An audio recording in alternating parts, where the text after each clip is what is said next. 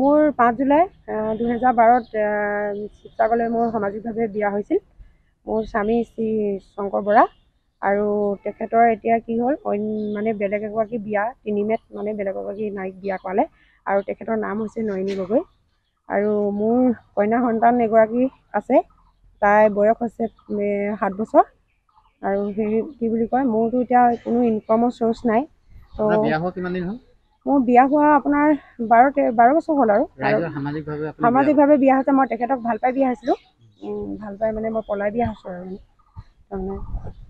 আৰু মোৰ কি বুলি কয় কন্যা সন্তানটি তো তেখেতে মানে কি কয় মানে যিগৰাকী নাৰীৰ লগত মানে সম্পৰ্ক আছিলে মানে নয়নী গগৈ, তেতিয়া কি কয় মোৰ হাজবেণ্ডে মানে মোক মাৰ ঘৰতে থকা অৱস্থাত মানে কি কয় ৰথ লৈ মাৰিবলৈ আহে আৰু ফোনতো মোক বহুত বেয়াকৈ মানে মানসিকভাৱে মানে মোক কথাৰে মানে মোক গালি পাৰে। আৰু সেই সূত্ৰে মানে তেখেতকো মই মানে গালি পোৱা স্বত্তে তেখেতকো মই গালি পাৰিবলৈ অকণমান সক্ষম হয় মানে। আৰু ছোৱালীজনী মোক মানে কি কয়, ছোৱালীজনী মানে মোৰ 7 বছৰীয়া ছোৱালীজনী সদায় মানে মাৰি পেলাম বুলি কয় মানে নয়নীক বিয়া পাতিব নাপালে মানে। আৰু লগত মানে মোকো মানে আমাৰ দুজনীকে মাৰি পেলাম বুলি সেইদিনাখন মানে কৈছে তাৰমানে। শাৰীৰিকভাৱে অত্যাচাৰ কৰিছে মানে তেখেতে মোক মানে ৰথ লৈ মাৰিবলৈ আহে। আৰু মোৰ ঘৰৰ মানুহ আছে, ঘৰৰ মানুহে ক'ব আপোনালোকক।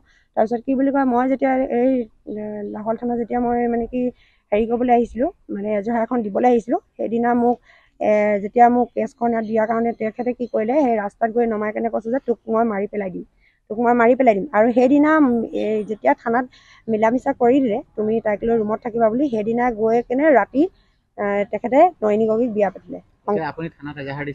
মই তেখেতৰ হৈ কেনে থানাত এখন এজাহাৰ দিছোঁ। মই এইটোৱে বিচাৰোঁ যে মোৰ ছোৱালীজনী 7 বছৰীয়া ছোৱালীজনীক ভৰণ পোষণ দিয়াটো আৰু তাই বিয়া হোৱালৈকে গোটেইখিনি দায়িত্ব আৰু মোকো মোৰ একো ইনকাম চ'ৰ্চ নাই, মোকো দায়িত্বখিনি তেওঁ ল'ব লাগিব।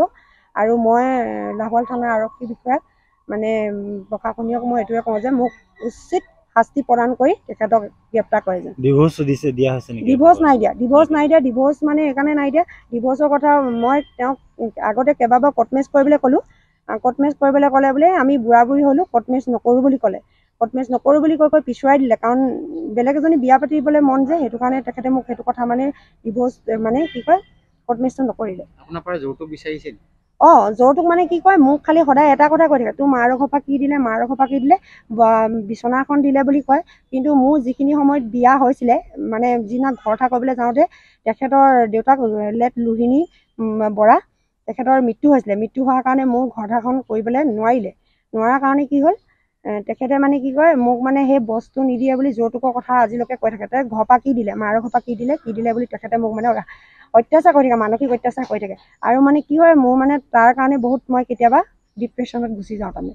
আৰু ছোৱালীজনী মই UKG পৰা কি কৰোঁ, মই নিজে পঢ়াওঁ, টিউশ্যন এটাও দিয়া নাই কাৰণে তেখেতে মোক কি কয় মানে টিউশ্যনটো দিবলৈ ক'লে নালাগে। আৰু মই অলপ দিনৰ আগত যেতিয়া ক'লোঁ ৰুম এটা লৈ দিয়া, ৰুমটো লৈ দিবলৈও নিবিচাৰে তাৰমানে। মোৰ ৰুম ল'বলৈ পইচা নাই, তুমি ৰুমত অকলে থাকিব নোৱাৰা। কাৰণ কেলৈ, নয়নী গগৈৰ লগত ৰিলেশ্যন থকাৰ কাৰণে মোক মানে কি ৰুমলৈও নিবলৈ নিবিচাৰে তাৰমানে। আৰু আজিলৈকে মই তেখেতৰ ৰুমটো দেখি নাপালোঁ, আৰু ৰাতি হ'লে মোক সদায় ব্লক কৰি থয়।